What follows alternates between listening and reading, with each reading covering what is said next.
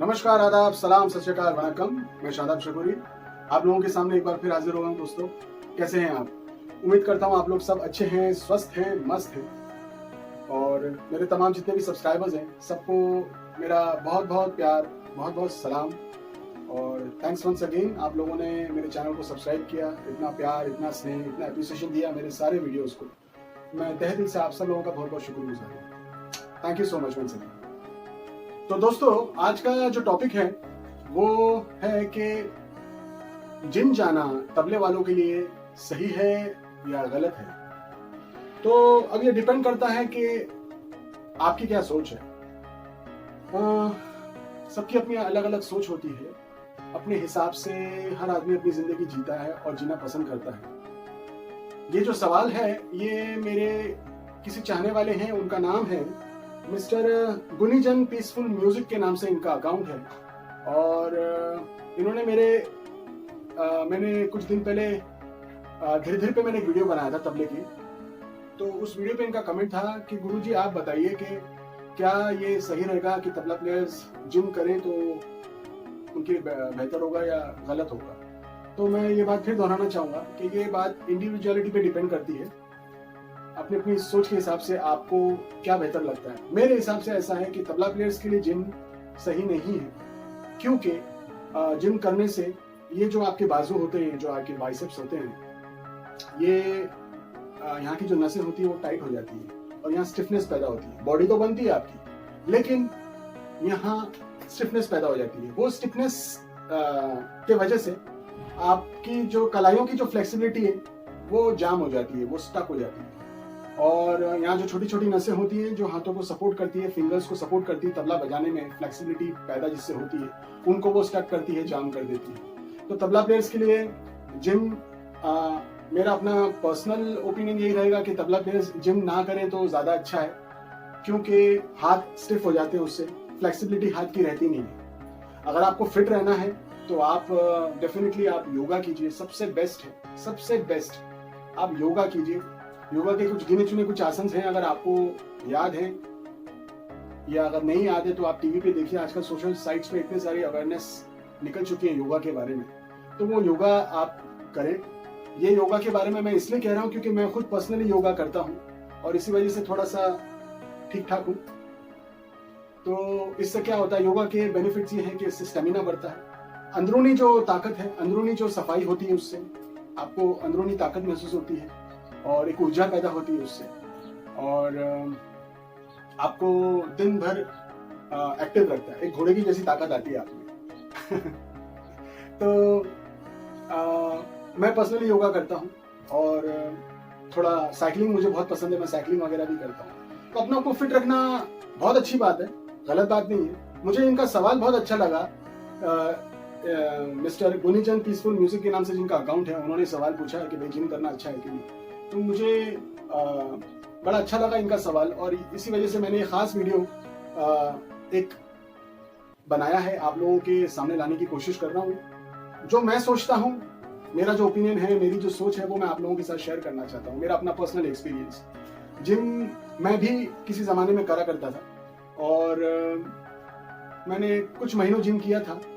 मैंने वो स्कूलिंग, जब मैं स्कूल के ज़माने में था, 9वीं 10वीं में मैं घर में डम्बल्स वगैरह लाके जिम वगैरह करता था। तो मुझे मेरे गुरुजी ने भी मुझे कहा था कि भाई बेटा, ये अपना काम नहीं है, तबला प्लेयर्स का काम नहीं है जिम करना। तो मैंने उस वक्त इतना ध्यान दिया नहीं, लेकिन जब मैंने 2-3 महीना जिम किया और जब हेवी वेट लिफ्टिंग्स वगैरह करी, तो उससे मैंने अपने आप में डिफरेंस ये पाया गया कि बॉडी तो बन रही थी, मैं थोड़ा थोड़ा ऐसा थोड़ा सा तगड़ा भी हो रहा था, बाजू बाजू बन रहे थे, लेकिन तबला से मैं दूर जा रहा था।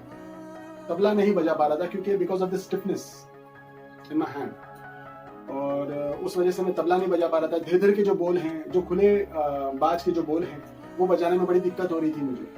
तो ओवरऑल ही तबला बजाने में दिक्कत मुझे महसूस होने लगी। तो मैंने कहा यार, ये तो मामला गड़बड़ हो गया, आप तबला नहीं कर सकते, जिम करके तबला नहीं कर सकते। तो ये मुझे एहसास हुआ और उस दिन से मैंने सोचा कि नहीं भाई, अगर अपने आप को फिट रखना है तो आप योगा करिए। साइकिलिंग का मुझे बड़ा शौक है, तो मैं रोज 1 सवा घंटा 1.5 घंटा साइकिलिंग करता हूँ, जॉगिंग करता हूँ। और उसके बाद नियमित तरीके से अपना आके रियाज पानी करके चाय नाश्ता करके अपना काम धंधे पे निकल गए।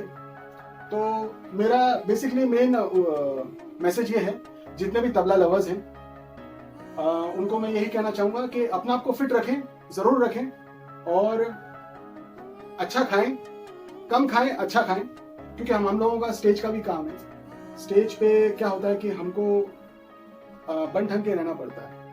बन ठन के इन द सेंस हमको हमारा काम के साथ हमको हमारी बॉडी, हमारी बातचीत करने का तरीका, हमारा देखने का, उठने बैठने का तरीका, ये सब चीजों का बहुत ध्यान रखना पड़ता है और रखना भी चाहिए। ये मैं फिर कहूंगा ये इंडिविजुअलिटी पे डिपेंड करता है कि कौन शख्स अपने आप को किस तरीके से संवार के रखता है। अपने आप को बन ठन के रखना, संवार कर रखना कोई बुरी बात नहीं, अच्छी बात है।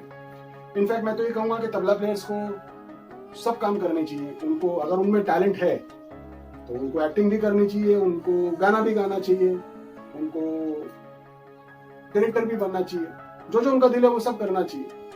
क्योंकि जरूरी नहीं कि तबला बजाने वाला सिर्फ तबला ही बजाए, इस बात को मैं नहीं मानता। हाँ, तबला बजाने वाला अपने आप को फिट रख सकता है, लेकिन बिना जिम जाए भी फिट रख सकता है। देखो, जिम जाने का मेन मकसद ये होता है कि बॉडी फिट रहती है, ऐसा लोगों को गलत फहमी है। जिम जाने से बॉडी फिट रहती है, ये गलत फहमी है। तो दूसरे जो लोग हैं जो जॉगिंग करते हैं, साइकिलिंग करते हैं और जो योगा वगैरह करते हैं, तो वो क्या सब बेवकूफ तो नहीं है वो लोग। तो मेरा कहने का मतलब ये है, मैं जिम के अगेंस्ट नहीं हूँ। जाने वाले जा भी रहे और जा भी सकते हैं, बिल्कुल वो आपकी मर्जी है, आप जिम जा सकते हैं। लेकिन मेरा अपना पर्सनल एक्सपीरियंस मैं आप लोगों से बांट रहा हूँ कि मेरा खुद का आजमाया हुआ है। जिम तबला प्लेयर्स वालों के लिए सही नहीं रहता, क्योंकि उससे आपके हाथों की कलाई, बाइसेप्स वगैरह मजबूत हो जाते हैं, स्टिफ हो जाते हैं, और तबला बजाने के लिए जो फ्लेक्सिबिलिटी चाहिए होती है वो नहीं हो पाती। तो एक तो बात ये रही। दूसरी बात कि तबला प्लेयर्स, ये जरूरी नहीं है कि तबला बजाने वाला झब्बा ही पहने, पजामा ही पहने। उसका एक इमेज बैठ गया है लोगों के बीच में, अरे तबला प्लेयर है तो इसके लंबे लंबे बाल है और ये झब्बा पहनेगा, कुर्ता पजामा पहनेगा। ऐसा कुछ जरूरी नहीं है। मैं झब्बा कुर्ता पजामा सिर्फ स्टेज पे पहनता हूँ, उसके अलावा मैं झब्बा कुर्ता पजामा पहनता ही नहीं हूँ। हाँ, कभी दिवाली में यार दोस्तों के यहाँ गए, कभी मन किया तो मैं पहनता हूँ कुर्ता पजामा, या वार त्योहारों में, ईद में, दिवाली में या होली में कहीं दोस्तों के यहाँ शरीक हो गए, जाके मस्ती मजाक होली खेल ली, तो उस वक्त अगर दिल किया तो कुर्ता पजामा पहन लिया। या स्टेज पे डेफिनेटली कुर्ता पजामा पहनना बहुत जरूरी है, क्योंकि हम रिप्रेजेंट करते हैं हमारे आर्ट को, हमारा जो हिंदुस्तानी म्यूजिक है उसको हम रिप्रेजेंट करते हैं, दुनिया में जा जाके प्रचार करते हैं अपने संगीत का, अपने कल्चर का। तो जाहिर सी बात है वो पहनाव उड़ाव रखना स्टेज पे बहुत जरूरी है, और वो दिल से रखना चाहिए, and we should be proud of that. तो एक बात तो ये हो गई। दूसरी बात, एक मिस्टर सोमनाथ सरकार करके हैं,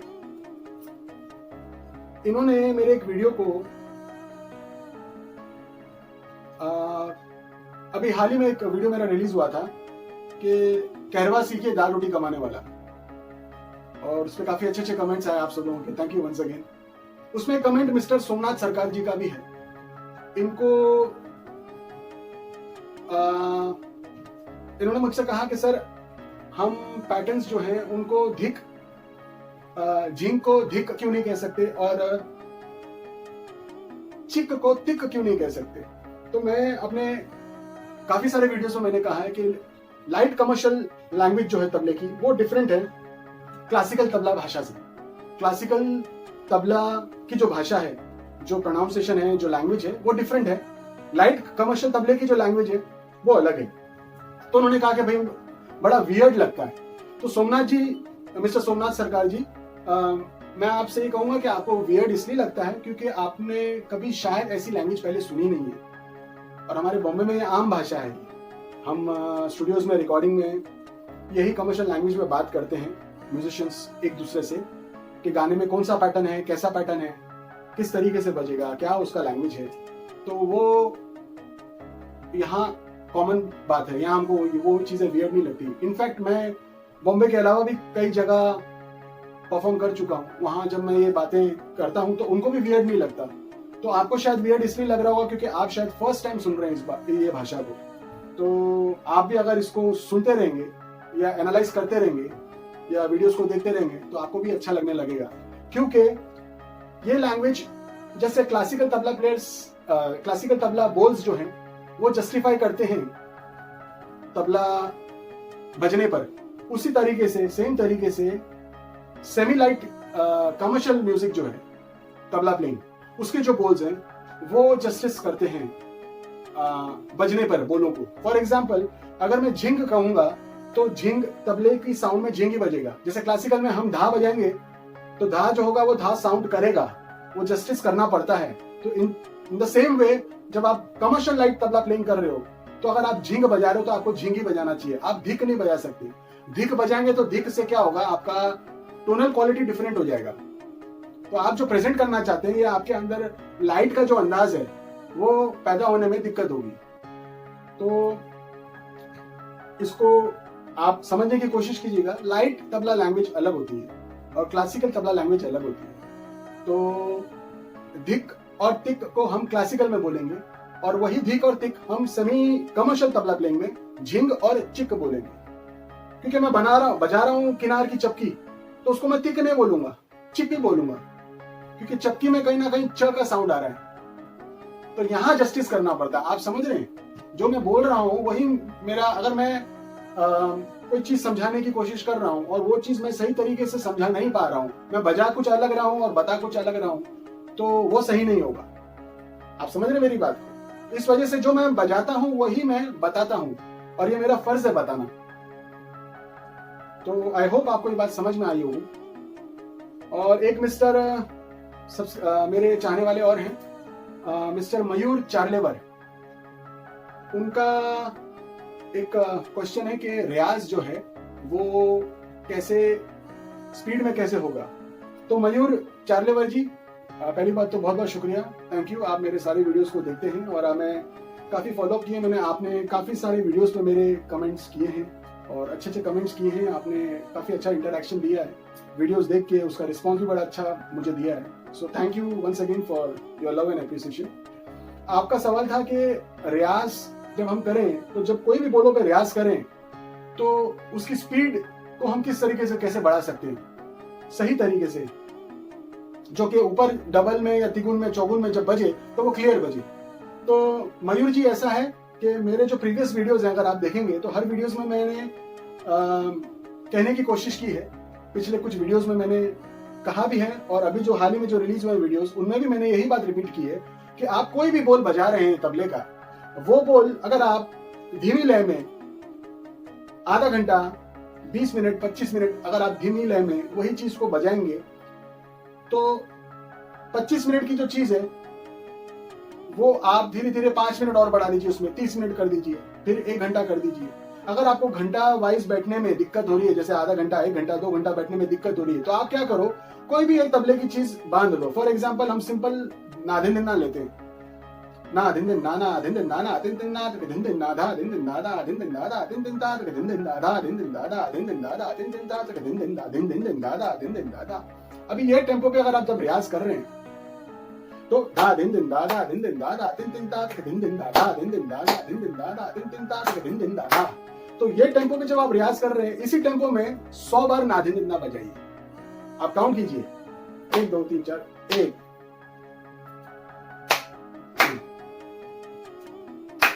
4 5 6। तो इस तरीके से ऐसे काउंट कीजिए आप। जैसे धा दिन दिन बजा रहे हैं ना, तो धा दिन दिन दादा दिन दिन दादा दिन दिन दादा दिन दिन दा 2 दिन दादा दिन दिन दादा दिन दिन दादा दिन दिन दा 3 दादा दिन दिन दादा दिन दिन दादा दिन दिन दा 4। तो आप ऐसे 100 बार गिनिए। तो जब 100 बार गिनेंगे फिर आपका दिल करेगा 200 बार करें। आप इनफैक्ट जब 100 बार ही करेंगे ना तो आपको खुद को महसूस होगा आपके हाथों में तेजी आना पैदा शुरू हो गई है, हाथों में गर्माहट और पसीना हल्का सा आता है। तो पसीना आता है तो हल्का सा पाउडर यूज कर सकते हैं, पाउडर लगा सकते हैं और आप खुद महसूस करेंगे कि आपके हाथों में एक ग्लिंट पैदा हो रहा है, एक हल्की सी रोशनी, एक तेजी पैदा हो रही है जो कि हाथों को उड़ाने की रवानगी दे रही है। तो उस चीज को आपको थोड़ा सा और कंट्रोल करके आपको काउंटिंग का स्टेमिना बढ़ाना है। आपने अगर 100 बार बजाया तो उसको 200 बार बजाइए, 200 बार बजाया तो 300 बार बजाइए, 300 बार बजाया तो 500 बार बजाइए। आप शुरू में 100 से 200 का आप टारगेट लेके चलिए कि आपको दिन में अगर आपको दिन में कुछ 3-4 बोलों पे रियाज करना है, तो सुबह आपने, जैसे डॉक्टर गोलियां देता है ना ठीक होने के लिए, कि ये नाश्ते के बाद ये गोली लेना, दोपहर को खाने के बाद ये गोली लेना, शाम को हल्का चाय बिस्किट के साथ ये गोली लेना, और फिर रात को खाना खाने के बाद, डिनर के बाद ये गोली लेना। तो वो जो गोलियां हैं वो आपकी, आप एक्सरसाइजेस फिक्स कर लीजिए कि आपको 2 उंगलियों का जो बोल है वो आपको लेना है, फिर धीरे धीरे का कोई बोल ले लीजिए आप, है ना, फिर गिने गिने का एक बोल ले लीजिए। तो ऐसे आप गिने चुने जो बोल बजाने में आपको दिक्कत हो रही है उन बोलों को आप चुन लीजिए, 3 से 4 बोल चुन लीजिए, वो आपका मेडिसिन गोली का काम करेगा। आपको सुबह नाश्ते के बाद 100 बार वो बजाना है, तो वो आपका मेडिसिन हो गया। आपको दोपहर को खाना खाने के बाद वो 200 बार बजाना है, ऐसे ही शाम को फिर 100 बार बजाना है, और फिर रात को खाना खाने के बाद फिर 100 बार बजाना है। तो ऐसे करते करते उन चीजों का स्टेमिना बढ़ने लगेगा ना, तो आप खुद महसूस करेंगे कि आपके हाथों में तेजी आना शुरू हो गई है। और जब हाथों में तेजी आती है ना, तो उसका जो मजा आता है वो मजा ऐसा है कि वो मजा का मजा आप ले सकते हैं और ऊपर वाला महसूस कर सकता है। आप समझ रहे मेरा कहने का मतलब? जब आप मजा लेने लगते हैं चीज बजाने का, आपका स्टेमिना बढ़ता है, आपका हाथ जब तैयार होने लगता है, गर्म होने लगता है, हाथों में जब तेजी आना शुरू होती है, तो इसका मजा आप खुद मजा लेते हो इस चीज का, इस मजा का मजा आप खुद लेते हो। और ये मजे का मजा सिर्फ 2 लोगों के बीच में रहता है, 2 लोगों को ही पता रहता है इसका मजा। एक तो ऊपर वाला जिसके रेमो गरम से आप बजा रहे हैं, और दूसरा आप खुद। तो जब इन दोनों में ये चीजें जब बनने लगती है मजे की, तो अपने आप में हाथ तैयार होने लगता है, तैयारी पैदा होना शुरू हो जाती है हाथों में।